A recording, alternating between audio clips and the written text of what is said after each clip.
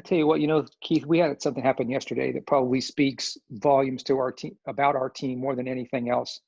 So we're doing all we can to generate cash. Like that's the name of the game. And so what expenses can we cut? What can we move in terms of shoes and clothes in other markets? And so, we look like a lot of other businesses right now, I would imagine. And a lot of our partners are under really severe lockdowns. And I'll come back to Honduras in a second.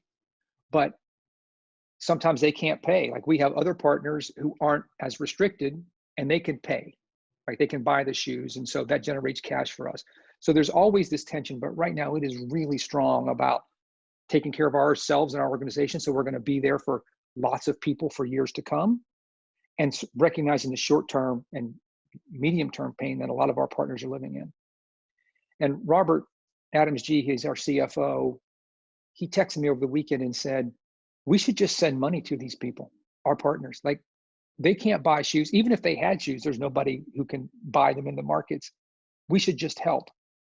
When your CFO comes to you and says, we should just be giving money to people, you know that you have an incredible amount of alignment. And that's exactly how I feel. So that's one piece. The second one is, okay, what can we do? So we do a lot of work in Haiti, and our partner there, he runs a school among other things, and the school's closed, but he's still trying to feed these kids every day. And often for many of them, it's their only meal. So if the school's closed, it's bad. And their fundraising is down probably 85%. So they have much less money. And so talking to Sam, he said, if you can get me shoes into Haiti, I think I can still sell them and at least generate enough to feed the kids.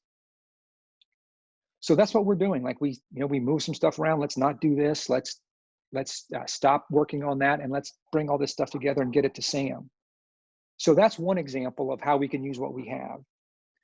But at the same time, Keith, there are places where our help is really limited. You mentioned Raul. He was in the U.S. when the restrictions back into Honduras went into place. So he's been stuck in Nicaragua for a month.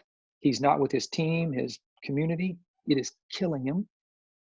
And even if he were there and we had shoes, I mean, like it's a military crackdown. People aren't walking around the streets. And so the businesses that Raul and we support together, like people are starting to go hungry. There was a story that one of our folks shared with us early on, like the father and son were going out into the woods to hunt iguana because they were already out of food. That was 10 days into this thing. So like we can't solve that problem, right? We can't get, other than try to get them food, and we're going to get Raul and his organization some money. How do you, I mean, look, it's hard. These people are under, in the best of circumstances, things are tough.